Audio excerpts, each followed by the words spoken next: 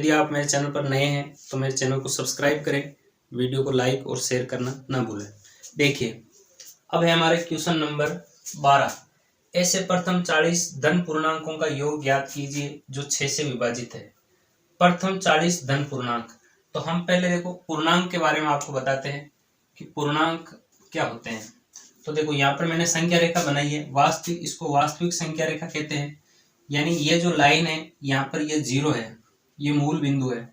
इधर 1 2 3 4 5 प्लस में है, इधर 1 2 3 4 5 माइनस में है। तो इधर वाली संख्याओं को हम धनात्मक पूर्णांक बोलते हैं, 0 से इधर वाली संख्या को धनात्मक पूर्णांक बोलते हैं। 0 से इस तरफ वाली, यानी जो दाईं तरफ है, जो दायां भाग है, दायां पक्ष बोलते हैं इसको, यानी RHS, राइट हैंड साइड, इसको हम बायां पक्ष बोलते हैं, यानी LHS। तो LHS यानी कि इस लेफ्ट हैंड साइड में हमेशा ऋणात्मक पूर्णांक आते हैं। RHS यानी कि राइट हैंड साइड में हमेशा धनात्मक पूर्णांक आते हैं। तो हम प्रथम 40 धनात्मक पूर्णांकों का योग ज्ञात करना है। तो देखो, यानी प्रथम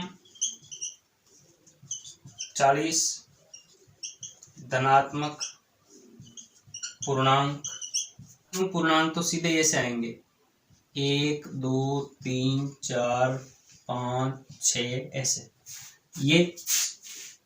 लेकिन हमें क्या चाहिए, हमें 6 से विभाजित चाहिए, 6 से विभाजित, यानी 6 से विभाजित पहली संख्या जो है वो 6 है, फिर इसके बाद में 12 है, इसके बाद में 18 है, यानी ये 6 का पार्ट आएगा सीधा ही। तो 6 से विभाज्य प्रथम 40 धन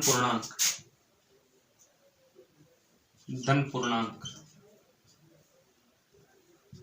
तो ये इस तरह से आएंगे, 6 12 18 24, और यहाँ 40 पद चाहिए हमें, 40 पद लेने हैं। तो देखो यहाँ पर जो ये एपी है, इस एपी में प्रथम पद जो है वो a बराबर है 6, और सार्वअंतर d बराबर है वो भी है 6, क्योंकि 12 माइनस 6 बराबर 6 ही होता है। और n पदों की संख्या जो है n बराबर वो भी है हमारे 40। तो देखो योगफल आएगा, योगफल बराबर SN बराबर n बट्टा 2 2a प्लस n माइनस 1 गुणा d, ये सूत्र लगेगा। तो S 40, तो हम क्या करेंगे, n बराबर 40 लिखेंगे, तो 40 बट्टा 2 गुणा a का मान है 6 प्लस n माइनस n का मान है 40, 1 गुणा d का मान है 6। इसको हम सरल करेंगे, तो देखो S 40 बराबर ये हो गया 20 और ये हो गया 12 प्लस ये हो गया 39 गुणा 6। तो देखो S 40 बराबर 20 गुणा, अब देखो यहाँ पर क्या होगा, 12 प्लस 6 से गुणा करेंगे, देखो नौचंगा 54 का 4 असल के 5 और 6 18 और 5 23, 234 आया। और यहाँ पर S 40 आ जाएगा आपके 20, और ये आ गया आपके 246, और तो S 40 बराबर आ जाएगा आपके 0 6 2 12 2 असल 1 4 2 8 1 9 और 4 4920, ये आंसर है इसके, 4920 ये आंसर है।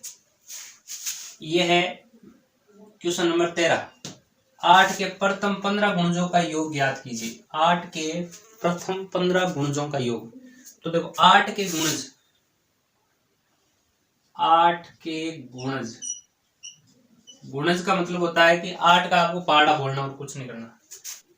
वो होंगे आपके 8, 16, 24, 32, इस तरह से ये एक एपी बन जाएगी। कहने का मतलब ये हो गई एक एपी हो गई, ये समांतर सरणी हो गई।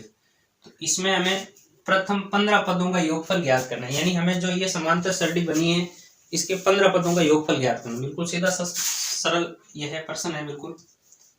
तो इसमें जो प्रथम पद जो है, प्रथम पद ए है वो है हमारा 8 और सार्वंतर डी है वो भी है 8, क्योंकि 16 माइनस 8 बराबर 8 ही आएगा। और n पदों की जो संख्या है, यानी कितने पदों का योग याद करना है, पदों की संख्या जो है वो है n बराबर 15। तो देखो 15 पदों का योगफल याद करना है, तो n पदों का योगफल का जो सूत्र है वो लगाना है। n पदों का योगफल का सूत्र है Sn बराबर n बटा 2a प्लस n माइनस 1 गुणा डी। ये लिखना है n बराबर 15 और 15 बटे 2 गुणा प्रथम पद है 8 प्लस 15 पदों का योगफल 15 माइनस 1 और सार्वंतर भी हमारे पास में है 8। अब देखो इसको हम सरल करेंगे तो s 15 और ये आ जाएगा 15 बटे 2, ये हो गया 16 प्लस ये हो गया 14 गुणा 8। 15 में से 1 गया तो ये 14 हो गया। तो यहां पर आगे हम इसको सरल करते हैं तो s 15 बराबर 15 बटे 2।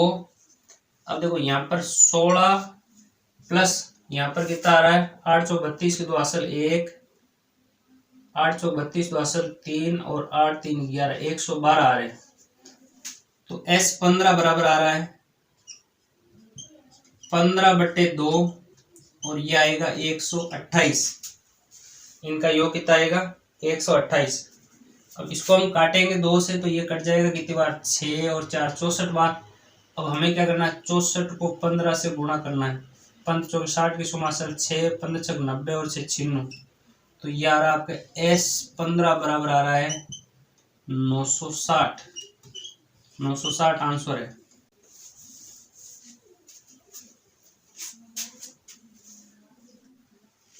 अब देखिए स्टूडेंट्स, ये है हमारा क्वेश्चन नंबर 14। बिल्कुल सिंपल क्वेश्चन है। क्वेश्चन क्या है 0 से 50 के बीच की विषम संख्याओं का योगफल ज्ञात करो। तो देखो 0 से 50 के बीच की विषम संख्याएं, यानी जिसमें 2 का भाग पूरा पूरा जाता है वो सम संख्याएं होती है और जिसमें 2 का भाग पूरा पूरा नहीं जाता है वो विषम संख्याएं होती है। तो देखो सम संख्याएं तो 2 से डिवाइड होती है, 2 4 6 ये होती है सम संख्याएं। और विषम संख्याएं 1 3 5 7 यानी कि सम संख्याओं को छोड़ करके बाकी जो नंबर होते हैं वो विषम संख्याएं होती है।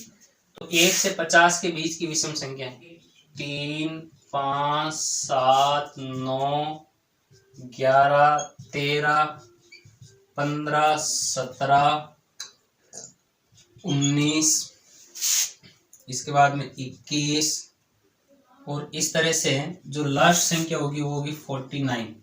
इस तरह से ये कुल जो है 50 0 से 50 के बीच में कुल 50 संख्याएं, उसमें से 25 संख्याएं सम होगी और 25 संख्याएं विषम होगी। तो ये विषम संख्याएं हैं, ठीक है ना। अब इसमें पदों की जो संख्या है वो 25 है, तो हमें वो पदों की संख्या पहले ज्ञात करनी है। तो पदों की संख्या वो हमें ज्ञात करनी है, यानी n का मान हमें ज्ञात करना है। जबकि प्रथम पद हमारे पास में a बराबर तो है 1 और सार्वंतर d बराबर है वो है हमारे पास में 3 माइनस 1 बराबर 2। तो an का जो सूत्र है a plus n minus 1 into D, इसके अंदर यदि हम लास्ट पद है वो हमारे पास में 49, प्रथम पद है 1 प्लस देखो लास्ट पद है वो है 49 और प्रथम पद है वो है 1 और पदों की संख्या हमें ज्ञात करनी है, सार अंतर है 2। इसको जब हम सरल करते हैं तो वो आता है 1 + 2n - 2। तो ये आता है हमारे पास में 49 बराबर 2n - 1, यानी 2 -2 में से 1 गया। तो देखो ये आता है हमारे पास में 2n बराबर 49 + 1 बराबर 50। n बराबर आ जाता है 50/2 बराबर 25। n बराबर हमारे पास में कितना आ गया 25।